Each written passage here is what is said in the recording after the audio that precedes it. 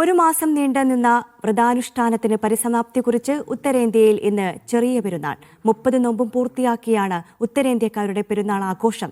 ഡൽഹി ജുമാ മസ്ജിദിൽ നടക്കുന്ന പെരുന്നാൾ നമസ്കാരത്തിനായി ആയിരങ്ങളെത്തും.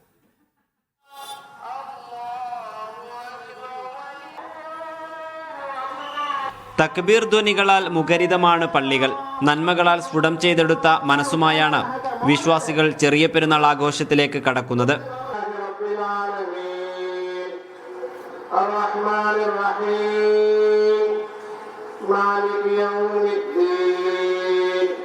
ഈദ്ഗാഹുകളും പള്ളികളും പെരുന്നാൾ നിസ്കാരത്തിനായി ഒരുങ്ങിക്കഴിഞ്ഞു. ഡൽഹി ജമാ മസ്ജിദിൽ നടക്കുന്ന നിസ്കാരത്തിൽ ആയിരങ്ങൾ പങ്കെടുക്കും.